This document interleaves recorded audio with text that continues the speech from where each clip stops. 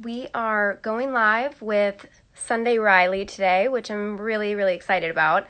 We are going to talk skincare and trends and hear about some of Sunday's best-selling products. It's good to see you. I have my handy dandy beautiful mug here. Hey, mine is Disney. Oh, That should well, show our mindsets. how have you been dealing with this whole situation? Oh gosh, I think we've done really well, like as a company, and as an individual. I think in the beginning I was saying I had like baby panic attacks at the idea of being stuck inside. But over time, I've kind of gotten used to it. I've started this walking habit, so I walk at least 5 miles a day, sometimes 8 miles a day. And yesterday, I hit my milestone of 190 miles.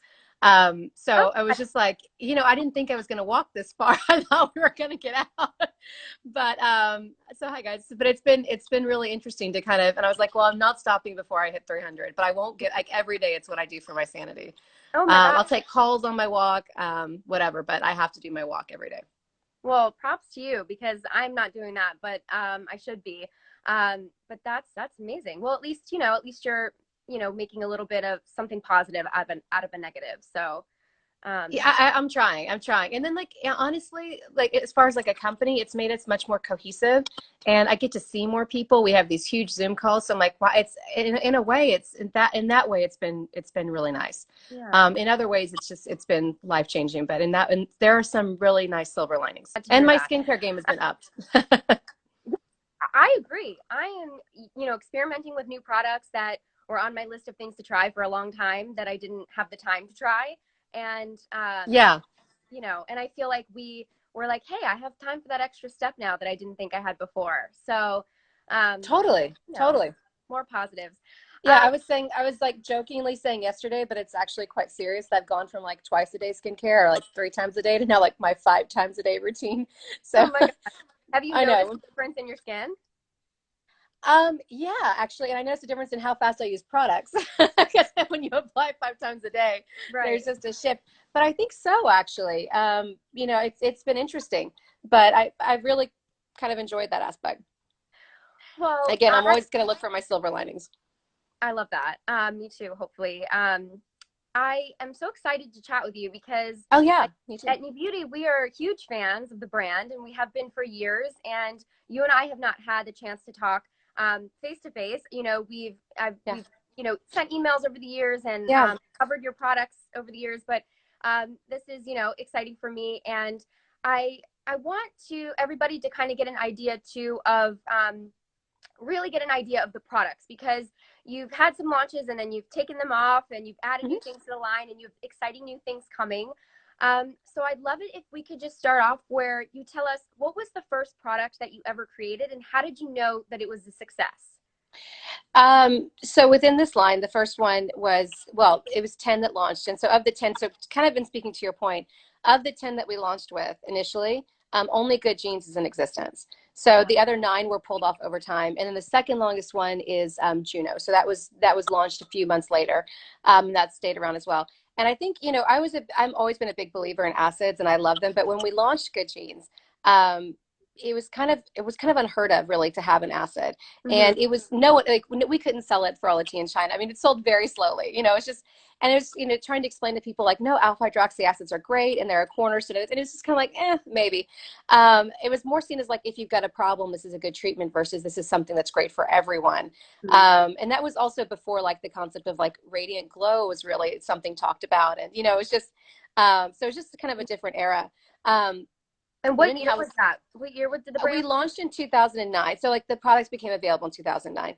Okay. But it was interesting because over time it was just watching like the Good Genes sales tick up and just like slowly, and it was, and I when I saw that I was like, oh, like this is going to be a hit. Like you can just kind of like see like the snowball forming or like rolling down the hill, and you're like, this Yeah. is gonna it's gonna take off because people. And it was interesting because it was, not only was it a new category, but it was that people were talking about, but it really took off. And the second time I ever saw that actually was with CEO Serum.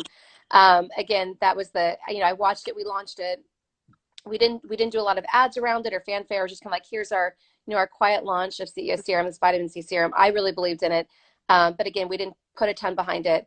And the sales were good. And then all of a sudden we're like, oh wow, like that's picked up, and then that's picked up, and now it's our fastest growing SKU. So I was like, I've only seen this before once, and that was with Good Genes. So, and we're seeing it now with our retinoids, which we can talk about Yeah. later on. But it's interesting to kind of see. So I think Good Genes was the one, like this first like runaway hit, and it's really cool. And now we're in our second version of it too. Now we have the glycolic. So it's just been an interesting journey with that product. So speaking of that, I was going to get into that a little bit later, but I will now since you brought it up. So Good Genes is a lactic acid treatment. So Yeah. for people who, I love this product, for people who don't know what lactic acid is and what it does for the skin, what are the benefits, could you tell us a little bit about that? For sure. So lactic acid is an alpha hydroxy acid. So it's one of the largest alpha hydroxy acids. It's not the largest, but one of the largest. And the benefit, and by the way, it's naturally occurring. People ask all the time, do we get it from milk? Great question. Lactic acid is naturally occurring in the body. It's naturally occurring in milk. But you can also make it synthetically, which is how we do it. So that's one area, just to kind of clear that up really quickly. But being a larger alpha hydroxy acid, it's not going to go into the skin quite as deeply as some of the smaller molecules like glycolic, which means that it has on the con side, we'll start with con first, is that it will not go in not quite as deeply, so a little bit less penetration. But on the overwhelming pro side is that means less issues with irritation, less issues with it. And it's also one of the only hydrating ones. So you get all the benefits of the alpha hydroxy acid family, and you really kind of curb some of the risk factor of like, is this going to irritate my skin with lactic acid? And it's hydrating, because acids over time can, if they're not formulated well, they can kind of dehydrate. So that's, and I can explain why later on, but that's what's really cool about lactic acid. And it's one of my favorites. So my two favorite acids are lactic and glycolic, and I feel like those are the most studied ones. So again, what a lactic acid is going to do, or what any of the alphas are going to do, is they're going to go in and they're going to help exfoliate the skin, which is going to dissolve the glue that binds all your old dead skin cells to the surface. And that's going to help your other products penetrate faster and easier, because they're going to not get stuck in the dead skin cell layer. I was thinking, like, you don't want to like buy like a $1,000 cream, and don't buy a $1,000 cream, but just being facetious, but you don't want to invest in anything and then just put it in the dead skin cell layer that's, absorbing it, and it's not alive. So it's like, it's not going to do anything. So that's really critical. And then it's also just, it's really important. I would say acids they kind of clean from the top down. So it's really important if you want to have like that beautiful radiance that you want to see, that you get rid of like the stuff that's covering the dirty window. So if you want to see light shining out of your window, you have to kind of remove the film from it. So that's acids in a nutshell. Yeah. So I can go further though. Yeah. If you were doing lactic acid product in 2009, that was before, like the NewBeauty reader is very savvy on skincare, but that was before a lot of people had the education on acids that they have today. So have you seen your consumer kind of evolve as they've gotten more education on acids, or has the kind of fanfare for Good Genes stayed steady throughout? It's grown and grown, and it's like grown a lot by word of mouth. What I've noticed is that over time, is because skincare has become so much more of a cornerstone of not just self-care, but also like perceptions of like health and overall. Because I see self-care as like wellness oriented, but skincare is really seen also as part of like health.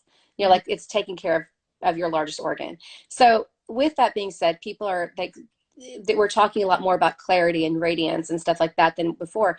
And what's interesting is that I find that the average consumer is becoming a lot more informed.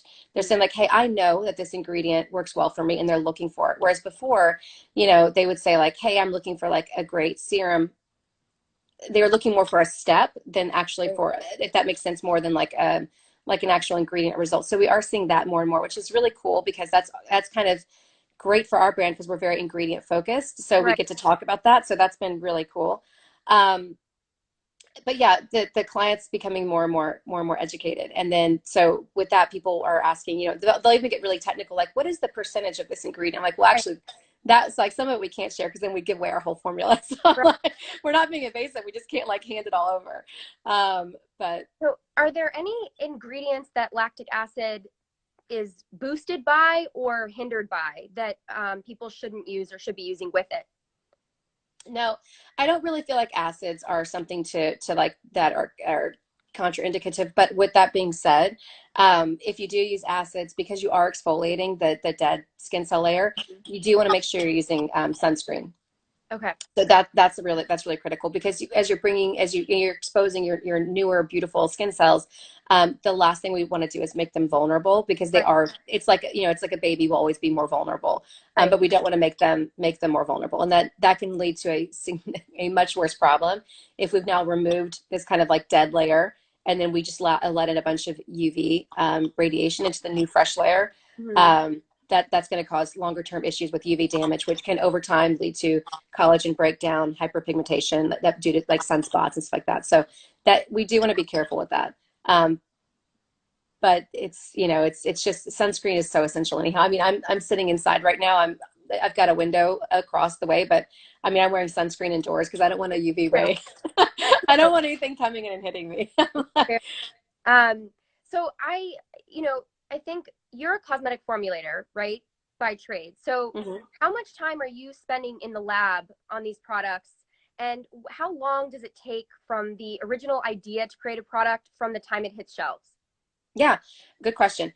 It depends on the product. So what I do is I'm very maybe I'm very formulaic, I guess, or like habitual, ritualistic, I think is a prettier word. I'll say that, about how I go ahead and start a formula. So maybe it's an ingredient that inspires me, or a lot of times we have ingredient, because the ingredient vendors are the real like geniuses too. I have to give them, like, they're the unsung heroes of the cosmetics industry. They're the ones creating the raw materials and creating the innovation that allows people like me to utilize that and turn that into a cream or a serum or whatever. So like, until they innovate, I have nothing to work with. Mhm. So they really are like I always say, like, they're the unsung. No one talks about how cool that their area is. But Yeah. if they come and they present like, hey, there's this new like innovation in retinoids, or there's this new algae, or there's this new whatever, I might be like, huh. And I'm always like, send me a sample. So once I get the sample, I'll kind of play around with it. And then that might inspire a product or whatever. But I start with just yellow. This is the formulated part. I start off with the yellow notepad. Always the same. I like Target sells a good one. It doesn't have to be expensive, but it has to be the right shade of yellow or it's done. But I just, I write out, and I'll just put like, if it was working on a retinoid serum, I'd put like RS-100, and that would be my start. And then, it goes all the way through 100 until we get to the right one, which might be 205. And then from 205, so I'll be RS-205-A. So now we're going to make revisions just to that formula. So we'll go A, B, C. We might go A to Z. We might decide that G was the best, and then we'll do RS-204, whatever, -G-1. So then it's like, how do we refine that? So it depends on how many layers or, versions it takes to get it right. Because a lot of times I think like, this is great, like this is going to be a huge success, I love it, and then we'll add the preservative and it all falls apart because the preservative didn't work with it. Right. So it can take a really, really, really long time to get it, or we'll think it's amazing and then we'll send it off for testing and they're like, yeah, but it's like at the 8-month mark, you'll find it's not stable, it falls apart, and you're like, oh, okay. So it's one of those things. So it can take a very long time.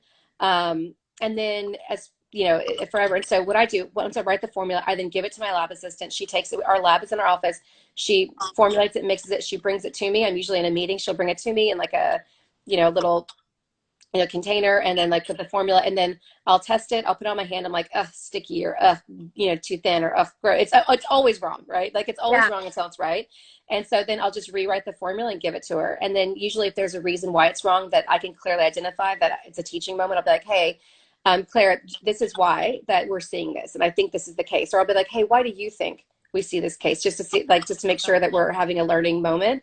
And then Mm-hmm. she goes and she takes it and she makes the revision. So on an average day, if we're working, we'll get 4 to 5 different formulas a day. It might be over one product. Sometimes I get really stuck and I'm like, let's just switch to like whatever. And that's actually, so we have a new product, this Clean Rinse Clarifying Scalp Serum that we're launching, but that was really just more of like a distraction project. I was stuck on the Eye Ceramide Moisturizing Cream, and I was like, I'm stuck. Like I hit a wall, and I was like, let's just switch to a scalp serum. I was like, just pull everything that you have in the lab, pull every ingredient for scalp, and put it in a spreadsheet for me, and I'll write a formula out.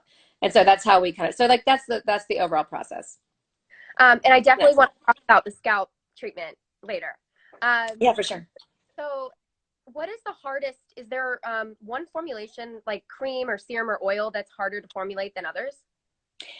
For me, oil is the easiest because an oil is just an oil. So you don't have to have any real stability because most serums, most creams and everything that are emulsions. So it's a mixture of a water phase and an oil phase, or a water Right. and silicone or oil. Like it's whatever, but that's the general idea. So you have to keep an emulsion stable. You have to keep it together. And then with that is like, what is the texture and consistency? Is it light? Is it heavy? Does it play well? Like, have you ever put a product on and it rolls? Like, Mm-hmm. you put it on, you rub it in, like it rolls. Like, I don't know why. Like it's almost like for me, like fingernails on a chalkboard. If something rolls on my face, I have this like visceral reaction. I could be the most genius, but I'm like, I do too. it just bothers me. So I'm like, no rolling is a big deal. Yeah. So oils are the easiest because they're an emulsion. You don't have to worry about, did the emulsifier do it? Is it rolling? Is it whatever? It's just an oil.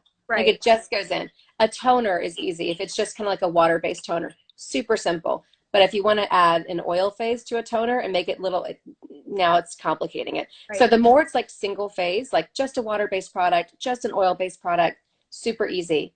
The hardest moisturizer I ever had to work, the two hardest, sorry, were Tidal and Ice Ceramide Moisturizing Cream. Ice because it's that kind of, I it's that, love I love I'm obsessed with it. so good. If you're looking for a thick cream, if your skin is drier than ever right now and you want to like replenish that moisture, this is so good. So Yeah, I love it. And it's one of those great, but it took forever because it's slightly different. So it's water and oil, mm, and there's not as many emulsifiers in the market that do that. And every time we do it, I was like, it's for me, I knew what I wanted to achieve, but I was like, it's the texture, right? right, Because you can put all the actives in that you want, but as humans, a lot of us are sensory based. So right. we're experiential. So it's like the texture has to go in with the whole. It's kind of like an artistic process, but getting the texture right was difficult. And then the other one, Tidal, which has a totally wildly different texture. It's a gel water cream. So getting that to where that worked, but where it didn't roll and didn't whatever was quite difficult. So those two were kind of like very difficult. But that's so the easiest are oils and the hardest are emulsions. But those two moisturizers were my hardest for sure. So speaking of oils, you Mhm. you actually order the seeds or get the seeds and then cold press them yourself to make, or your company does, to make the Yeah. oils for your products rather than just buying the oils outright, which I think is really awesome and something that everybody should know. What are the benefits to doing that? So it's kind of like I always akin it to like the juicing industry. Like we know like you can buy your orange juice. That's great, but over time like the vitamins die and the orange juice is not going to be as nutrient dense as it was whenever it was just fresh squeezed. But if you go to your juice bar and you buy a fresh squeezed green juice or a fresh squeezed orange juice, whatever, that's going to have a lot more nutrients in it because nutrients over time do expire. So it's same with kind of the oils. The downside to buying from the seed and which so we do we have it it's a third party that we work with that buys the seeds for us, is that things that you don't think about is like farming. Like one time they're like, well, there's a drought, so there's no blueberry seeds, and I'm like, what do you mean there's no seeds? Like I've never really thought about that, but I'm like, well, okay, that makes sense. Or they're like, one year there was like a pomegranate shortage, and I was like, well, okay, like I mean, I guess you can't wave a magic wand and generate a pomegranate. I was like, okay, you're right. So that was an interesting thing. So when you buy from the seeds, so we now have to make sure we're buying enough seeds to compensate for any sort of like global shortage. But yeah, so you cold press it. Again, just like with your juicer, if you think about juicers that are more expensive, it's more of a cold process than heat because heat can destroy vitamins and destroy. So we cold press them to make them still keep them nutrient dense and nutrient rich, and and they're fresh, they're fresher. So oils do go rancid over time. Hmm. So they don't really grow bacteria in the same way water does, but they go. So we want to make sure everything that you receive from an oil is as fresh as we can make it. Awesome. So do you ever crowdsource ideas for your products or take feedback literally and create something based on reactions from your customers? Absolutely. When people like every once in a while we'll do like an ask me anything, and one of them is like on Instagram is like, what would you like to see? I'll do it on my personal Instagram too because I find that on my personal Instagram it's still public, but people are really devoted to skincare. So like, what do you want? So I love to ask people. Even like on Instagram Live, someone was saying the other day, they're like, what we really want is like a mask. And so I was like, great. I mean, I see your thing. What kind of mask, guys? And so people were like writing in like this type of mask, this type of. So I do love to know what people want when it comes to knowing what to produce. And on the other hand, sometimes I'll start off thinking like, this is where we're going. We're going to make this, and then it turns so like. So just to kind of also give you an idea, the whole project for Ice started because I was like, you know what? Let's make a CEO moisturizer for that's more of a gel cream texture. Like I'm going to do this challenge of using that THD ascorbate form of vitamin C, the derivative, which is, by the way, I still haven't succeeded in this. That's why it's not on the market. But I was like, I'm going to start with this and like make it this gel cream texture instead of like, because we have the one that's like a richer one. I'm like, let's make a lighter one. And that's where I started. And then over time, I was like, I'm not feeling it. And then I was like, I'm going to pause. I actually feel like a really rich moisturizer. I was like, ceramides are inspiring. So even if I start with something, like I might get pulled in different directions. So I try to kind of go with the flow of the universe kind of thing. But I do love any sort of insight from people. Yeah. I love it. Are there any products in the current line that, I mean, you said Ice was kind of inspired by that, but any other products that were strictly an idea from crowdsourcing? You know, yeah, like we're about to launch an Essence really soon, and that was crowdsourced for sure. And then let's see, I think when we started off, Tidal was our first moisturizer, and I honestly that was not the first texture I was going to go with. Not that it's not amazing, and by the way, it's still our best-selling moisturizer. It's just my initial thought was something different. But when we asked around, people were like, actually, a great gel cream moisturizer would be amazing. That's what people were looking for, and I was like, oh, we'll start there. Like that's fine. Like I don't care. And it's one that I use every morning, so I agree. But yeah. And what about, you know, Sephora is one of your biggest partners. Yeah, and they're great. What about, do they ever come to you with ideas for, with trend ideas and say, hey, you know, we think this is going to be huge. Can you make a product? And how do you react to that? Actually, Sephora comes to us all the time, which I really do appreciate. And it's great. And they don't say like, this is what's selling so great over here, but they'll say like, hey, we're seeing a lot of people, like even if they're searching for something, like we're seeing an uptick in this, or we're seeing this or that, or, you know, we really wish that you guys had this. And they're also, you know, at the end of the day though, I've worked with this one at Sephora for, I worked with my whole Sephora team is great, but I worked with this one Priya Venkatesh for quite a long time. And she'll say, but at the end of the day, it's your decision. But and so they respect it. Like, it's your decision. They're like, but we would love to see this. So, and then she's like, but you only listen to me half the time. And I'm like, no, I listen 100%. It's just, I may not be able to succeed in that. But one point, like, I'll reach a certain point. I'm like, I don't know, let's go over here. But they're great with feedback. And then they also are great with, for me as a sounding board. Like I'll be like, hey, you know, I got this pretty far. What do you guys think? What do you think? Because they're the ones that are testing every product under the sun. I'm like, does this look and feel and smell great to you? Or is it just in my head? And so some of their feedback has been phenomenal. Like, yeah, I love this texture. Can you make it cooler? And I'm like, no. Anything I would like that. But they'll be like, could you make it this? And I'm like, yes, we can do that. And so it's great. That's awesome. So, yeah, they've been great partners, honestly. Yeah. It's like having a built-in brain trust in your brand. It is. And they're super patient too, because they do know that I formulate it. So versus like a mega company where they're working on it, like if you're in a huge company, they're working on a product development schedule that's like sometimes 2 years out.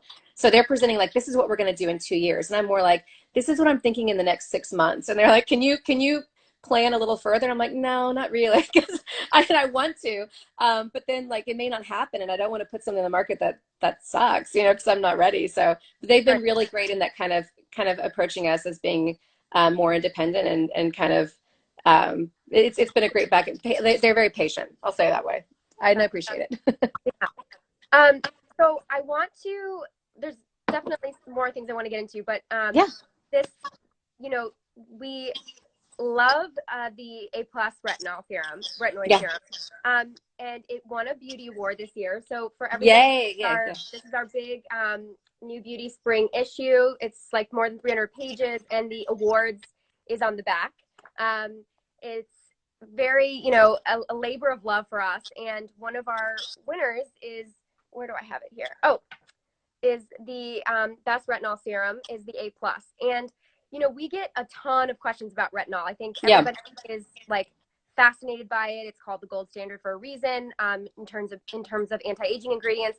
So I would love to know from you, the creator, How did you come up with this formula, and what makes it so special as a retinol? Yeah. So, and by the way, let me know. I just see someone saying, do you have the microphone covered? If that's me, just type in the comments and let me know. I'll make sure that you can hear us clearly. Because that does happen sometimes. But just to answer your question, so we had Luna, and we still have Luna, Yes. which is a retinoid oil. And I would say that's like a great, yeah, there you go. You're very prepared. Everything's out of my reach. So, but it's a great product, and it's a very gentle product and kind of an amazing, like everyday, or like if you're new to retinoids. But also, I'm a skincare, junkie, like a lot of our clients. So I was like, I wanted to kind of like amp it up, and I'm a big believer in retinoids. Actually, I'm a big believer in 3 ingredients and that everyone needs: vitamin C, retinoids, and alpha hydroxy acid. So retinoids is like one of the cornerstones of my whole philosophy. So I was like, let's put this in. So I love retinol ester. And so it has a large dose of that. And then I like traditional retinol. So I wanted to make sure that we were using a couple forms of retinoids and producing something really strong. I was also looking for this product to make it in a serum, because we already had the oil-based product. So the next options were serum and moisturizer, a retinol moisturizer or retinol serum. I really wanted serum because serums typically tend to be water-based, and not only water-based, but they tend to be thinner, is what I'm trying to say. And Right. with that being said, the thinner the product, usually the more the retinoid will sink into the skin, or the faster it will. And if it's in a moisturizer, it's also a great form, but it will sink in a little bit slower because the moisturizer is a little bit of a barrier. So that kind of like slows the infusion rate. Right. So for me, I was like, no, we want to amp it up. So serum was the consistency that I wanted to go for, or the delivery mechanism. Just so everyone can see, it's a very lightweight. The yellow color is due to the retinol, and it absorbs basically instantly. So Yeah. And that was the whole idea, is like, how do we make sure that it's absorbing really fast, so that, because I didn't want to rub any of it off, to be really clear. Like, I don't want to like roll over and then like I rubbed half my retinoid off. So I've got one anti-aging cheek and one rapidly aging cheek. So that was like, the texture was solved, like check. The ingredients, easy, check. We figured that out. As far as like the 2 forms of the retinoids, that was kind of an easy decision. The first versions I made were so strong. I have to be upfront with you, because I obviously I was trying it on myself. I literally, because retinoids can cause rapid cellular turnover. My skin, it was so strong. I mean, I was like a crocodile. Like, it was like all like white dusting, and I was like, but I mean, I felt good because it was so strong. But I was like, well, we can't sell this. So it's about finding the sweet spot. So it stays kind of like the high potency, but it's also usable. So it's great. And then it was also balancing it out, making sure that we put other things in there. So it has coenzyme Q10, which is, again, present in every single cell on the planet, whether you're plant, whatever, it doesn't matter. It has to do with cell energy and ATP. So I'm a big believer in, because if you want a coenzyme Q10, again, I take it internally too, but coenzyme Q10, I always feel like if you're bringing new cells to the surface, and you have these new, like, let's give them what they need to be strong. So that's, again, like why I say, like, take it internally, take your CoQ10, apply it topically. I'm a big believer. And then it has Manuka honey as well. So very soothing, because we want to make sure the skin is soothed, because retinoids, a lot of people say like, hey, I've tried it and I love it, but it caused like irritation on my skin, or it caused all these issues. So it's like, how do we make this formula really like soothing, but also high dose? So we're not sacrificing one for the other. So that was kind of the concept behind it. And I think, the other thing is with retinoids, because it does cause that retinization, or the dusting, which is like what looks like flaking and peeling, but it's not actually really peeling. It's cellular turnover with retinoids. So it's all coming to the surface and it has to come off. What I found, this is like my own like trial and error. I always tell people this is my secret, which is, and I one day we'll do a whole study on why this works, but this is just trial and error. This is me, but try it. Use it with an oil afterwards. That is my thing. So I use A+ and I let it sink in. And then I let it sink in. And then after it sinks in, which is within seconds, I put on either CEO Glow or Luna oil. And for whatever reason, that stopped the whole, for me, the whole process of having like flakiness. And then I use Good Genes with it either in the morning or after that. And again, so then I didn't get the exfoliation, kind of removed all of that. And so I ended up with less downtime. Okay, so that is a good kind of segue into a question I had. So Luna also has retinol in it. A retinoid, yeah. Retinoid. So if you're putting on the A+ and then waiting and then putting on another retinoid, is that not too much or canceling each It other won't, out? no, it won't cancel. It's like adding, so like it's like adding 2 to 4, not subtracting 2 from 4. So Okay. it just bring you to a 6 as far as like dose level. It wouldn't bring you to a 2. So it won't cancel each other out at all. So what I do is I typically tend to, I'll get, take a shower or like put my kids to bed like around like 8:30. And then I'll wash my face. And that's actually when I do my A plus in Luna or A plus in CEO Glow. So I kind of give it the moment, and then I watch TV. I'm a big TV watcher. I could talk about that forever. I love television. I watch everything. So I'll watch TV, and I'll probably go to bed or start going to bed around 11:30. So at that point, because my face is clean and I've already got my retinoid stuff is in, then I'll put on my next layers, which will be like maybe Good Genes or CEO Serum. I love vitamin C twice a day. And then my moisturizer, which is usually ice ceramide moisturizing cream. So I gave the retinoid phase like almost 3 hours of its own to sink in. So Luna is basically, I think any retinoid in an oil is going to be gentler. Yeah. Right? Okay. Yeah. I mean, unless the formulator were to put in like 10% of a retinoid. I mean, like it could be stronger in the sense if they put in a lot, but usually people, when they make an oil retinoid, the idea is that it's gentler. Okay. So if you're a beginner and you want to try Sunday Riley products, you want to do a retinoid, you should start maybe with Luna and then work your way up to A plus. Is that what you would recommend? Or Yeah. is it more of like you like an oil or you like a serum? Oh, I mean, like A plus is going to be much stronger, and Right. and because it's stronger over time, it's going to be more effective, right? So if I was also approaching, because retinoids are great if you have congested skin too. So if that was that person, I would probably reach for the A plus because I'd want all the benefits of that, of the retinoid with my other routine stuff that's meant for congestion or acne. But I would find that's the one if I was reaching for a retinoid that I'd reach for. You can also, but with retinoids, particularly strong ones, the golden rule is ease your way in, right? So you can either start with Luna and then work your up to A plus, or you can, but just ease your way in. So if you're like, I'm used to using retinoid, I'm used to using A plus and Luna 7 days a week. I have no issues because once you've adjusted, you've adjusted. But I didn't start with that, right? I eased my way in. So it was like 3 nights a week, or I did like 2 nights on, 2 nights off, 2 nights on, 2 nights off. But ease your way in and then work it. So like if it's 3 nights a week, work your way up to 5 nights and then work your way up to 7. And that makes it easier. Another kind of like slow introduction is you can always put the oil on first and then put the A plus on, and that'll again slow the infusion into your skin a little bit. So there's just little like tricks that you can do that will help quite a bit. So I think, buffering is obviously a big buzzword with retinoids. So are you a fan? I know some people either mix it into a moisturizer or they apply, like you said, an oil or a moisturizer first, or they apply a retinoid, wait like 15 minutes, and then put on, a nice thick cream as a buffer. So which one of those methods would you prefer for somebody who's looking to buffer their retinoid? Okay. If they're new and they're looking to slowly ease their way in, I would say add it to the moisturizer, or add an oil first and put an oil first and then put the product on. So that's how I do.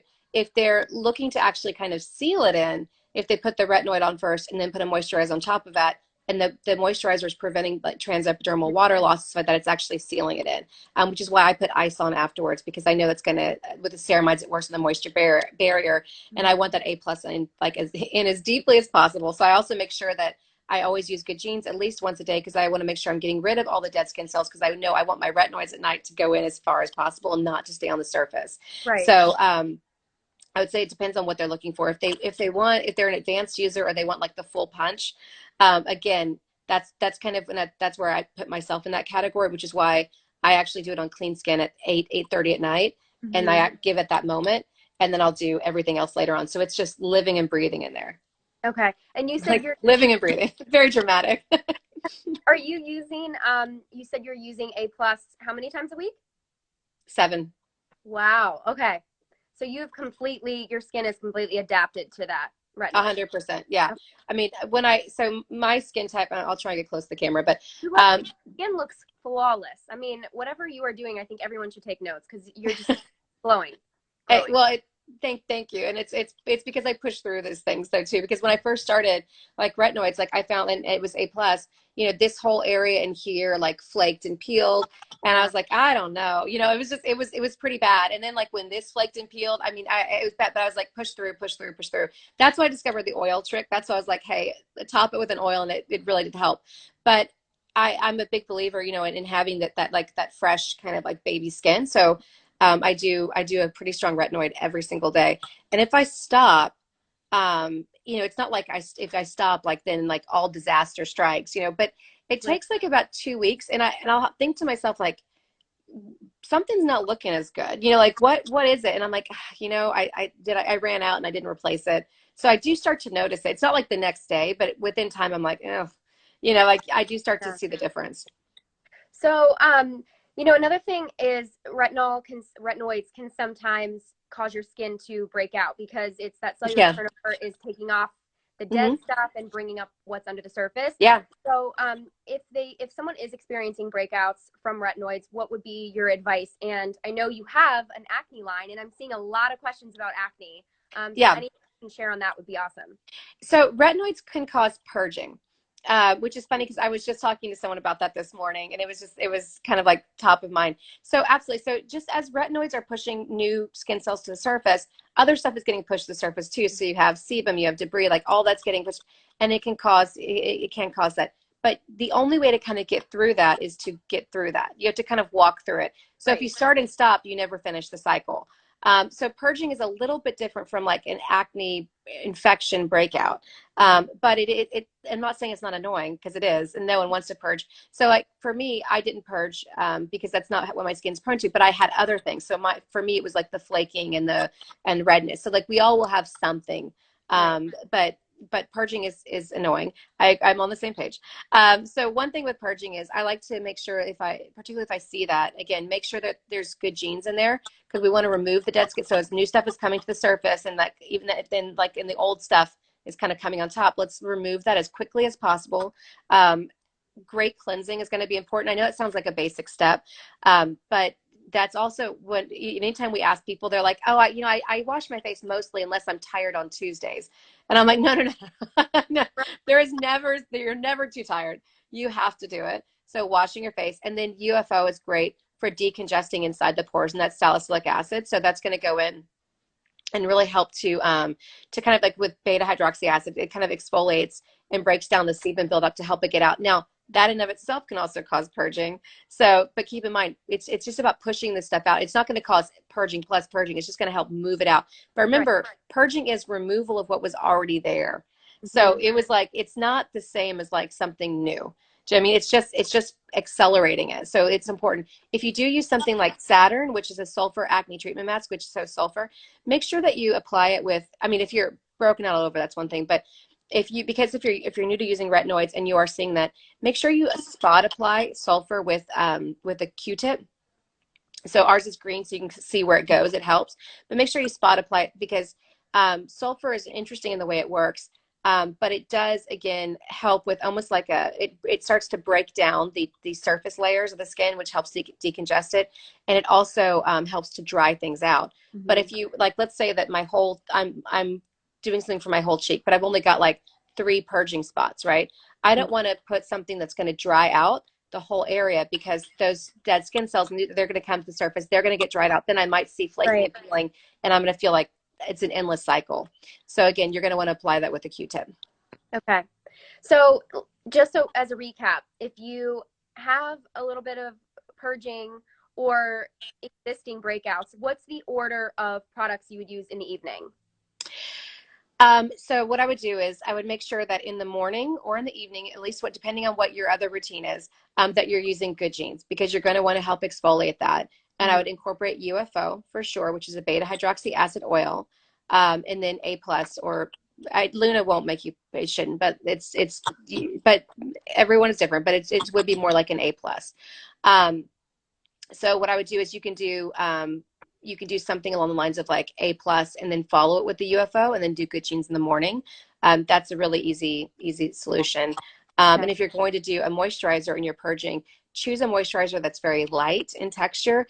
So I would recommend Tidal because it's a brightening enzyme water cream, but again, it hydrates with hyaluronic acid and is an oil-free gel texture. So that's going to help. So you're not putting on too much, which could actually, it could be a lot if your skin's trying to push a lot out to put a lot on top. So when you're purging, I'm always like, okay, less is more. Let's not do the 12-step treatment. Let's slowly, let's refine what we're putting on our skin. Let's pare it down, and then we can again add back up. Okay. Are there somebody's asking if Good Genes can be used every night? Mm-hmm. Yeah. Yeah. I've used it every day for 10 years. Wow.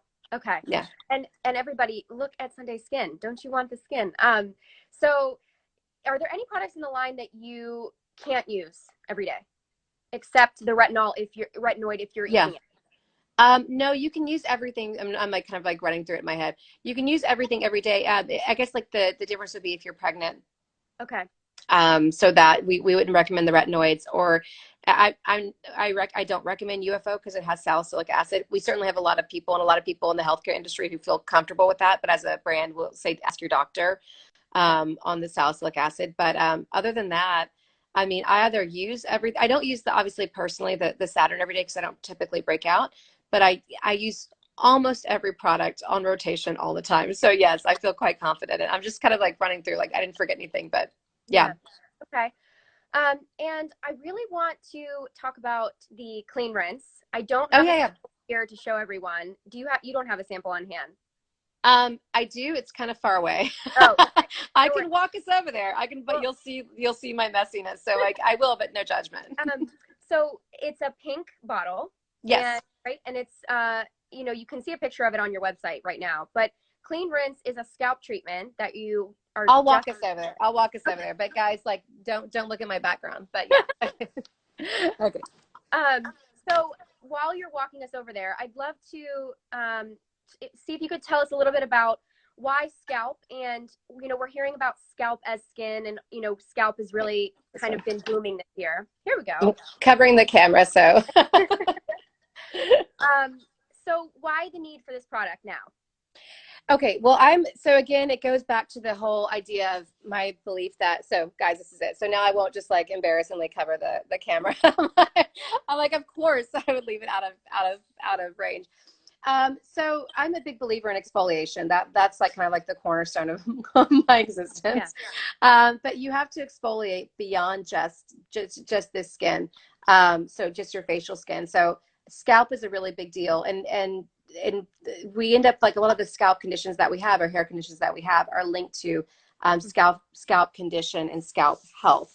So what we found is a lot of people were saying things like, I love Good Genes. Can I kind of like extend that into and I was like, whoa. Like, I hear what you're saying, what you're asking for. And then again, from a personal perspective, I have really long hair, so I'll show you the whole hair. But it is super dry, but my scalp is really oily. So I use a lot of product like dry shampoo, and then I end up with a lot of buildup that I can't use a clarifying shampoo because my hair is color treated. But also if I use a clarifying shampoo, it strips the oils from my dry hair. So it's just a nightmare. Mm-hmm. So this is also kind of like a for me type of product.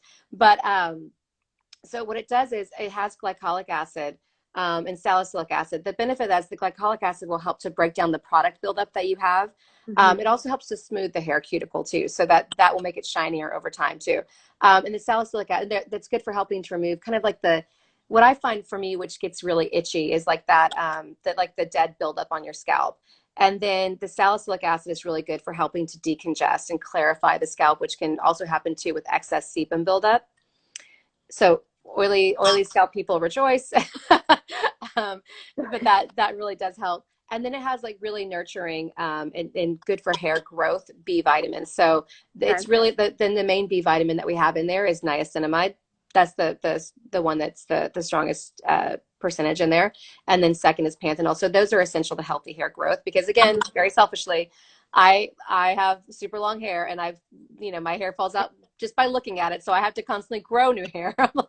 So I have to make sure. So even things like I said, product buildup, slow hair, like all those things, like just healthy scalp, healthy hair really does lead to just a better overall, head of hair of what you're looking for. So I think that's critical. So that's the new product. And how often should you use it? So I use it about once a week minimum, and I use it for about 20 minutes. My oldest daughter now, she's like, she took over like my spare bottle, and she uses it 3 times a week. Wow. And then she uses it for 30 minutes. I think because she uses it as an excuse to like stay up on her phone or something later. But she's like, I have to, like, my hair's masking, so I can't, whatever.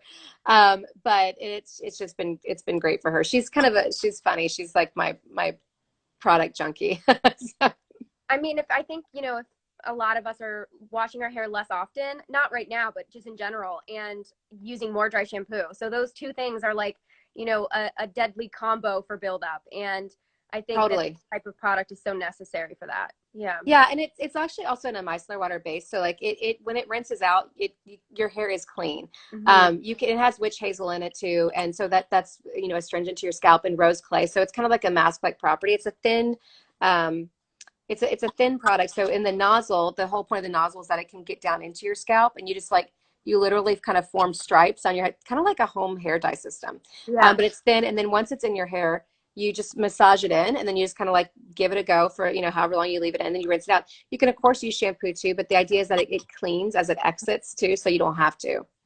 So in doing all the research for this product, are you inspired to create more hair products?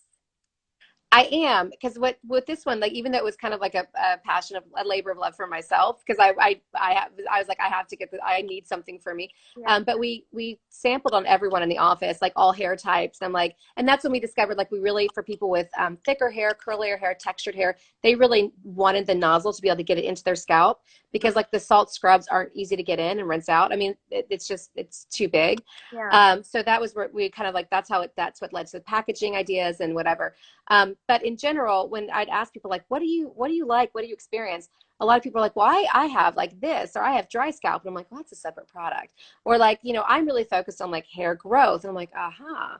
And then I was like, and so it's kind of like so I started gathering in the lab. I started gathering. So we have a ton of hair care ingredients and scalp care ingredients for future innovations. But yeah, this is where we're starting. Exciting. Yeah. Yeah. And I love the pink. I think anything that can jazz up our showers. I know. You know what's really funny? So initially I was like, well, what color, if this is like part of a new like extension, like all of our extensions have colors. I was like, so we initially started with this like very sophisticated gray, and it was beautiful. Like, it was honestly gorgeous, and it was very unisex.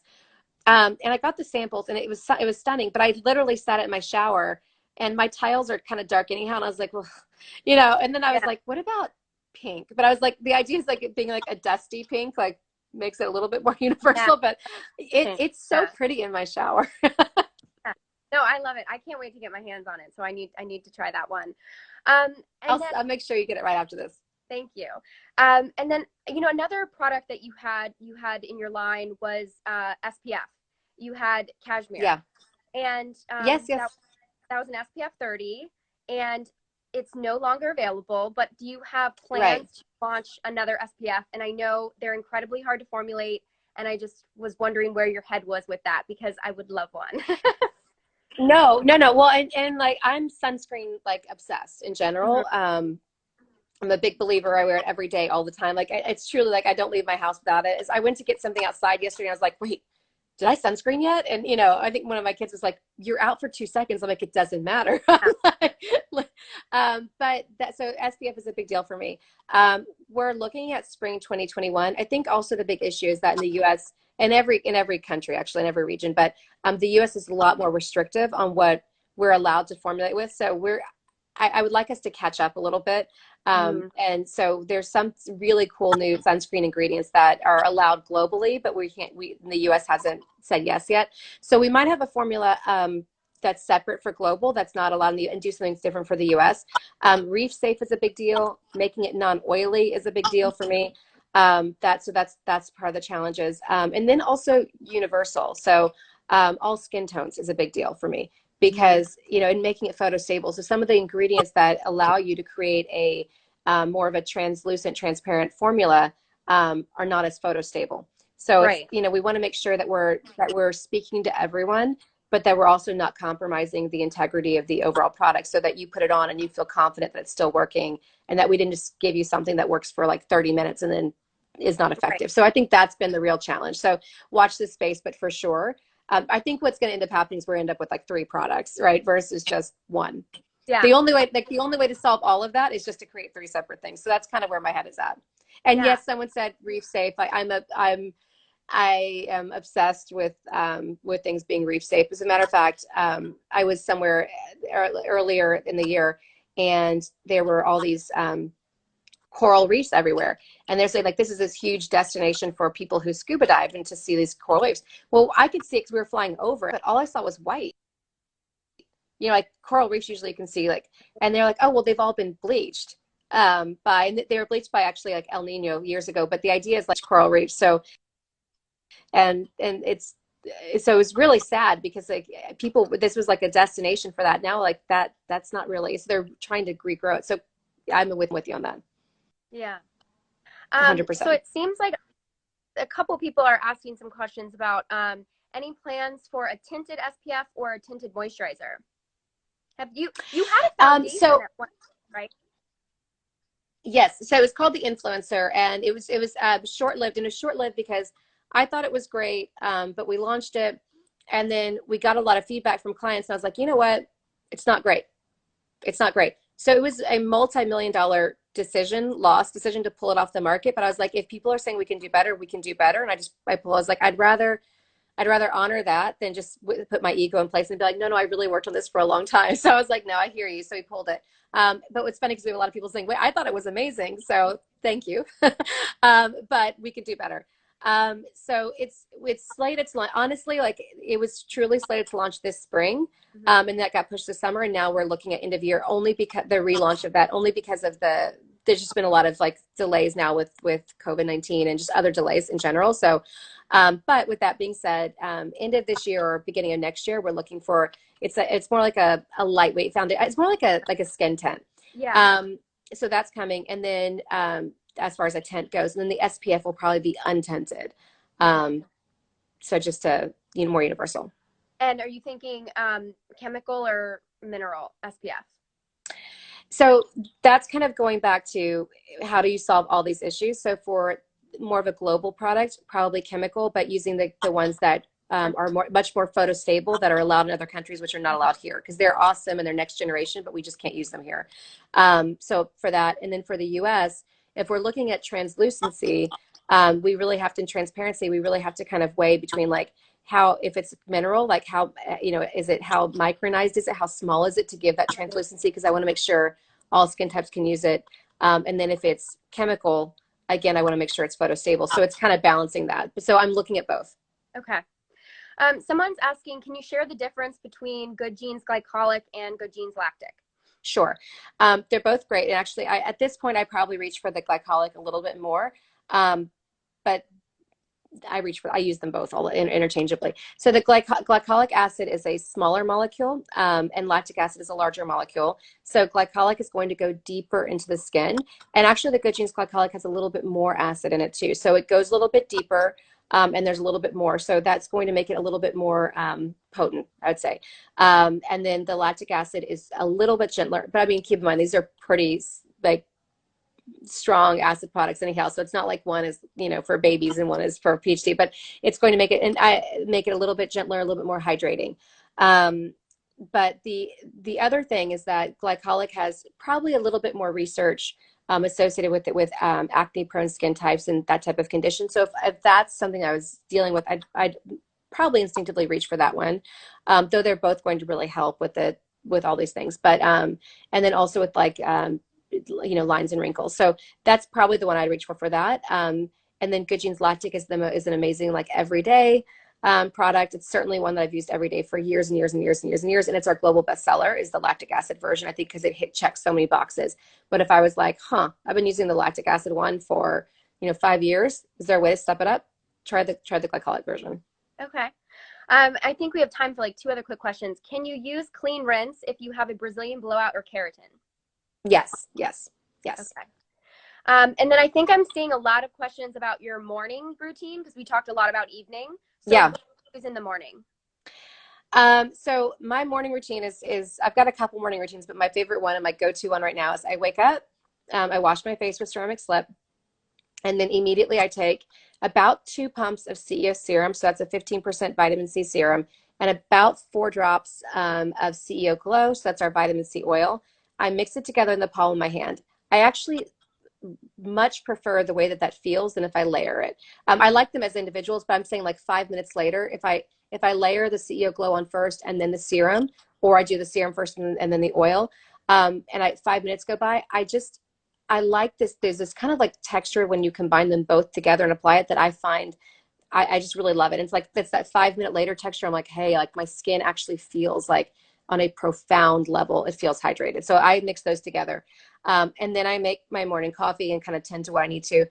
Then once that's done, because you'll find I always make my morning and evening routine steps, like a 2-step process. Once that's done, 30 minutes later, an hour later, maybe, I don't know, whatever it is, I'll put on Good Genes, and then I'll put on Tidal Brightening Enzyme Water Cream. So I'll put those on and then auto correct under my eyes. Or around my eye area. So that's my, That's the yeah.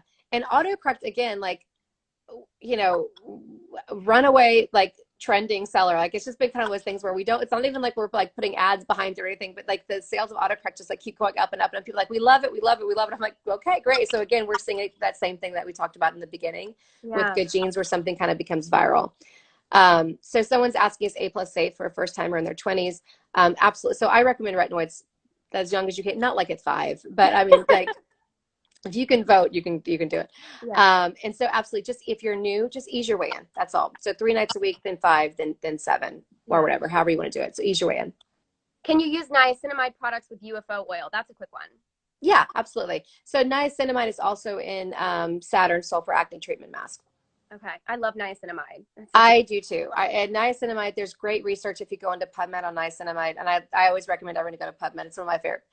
But maybe it's not universally interesting, but I love it. But there's great studies on niacinamide for radiance. There's great studies on niacinamide for acne prone skin. There's great, niacinamide is just a really cool ingredient that I like to research.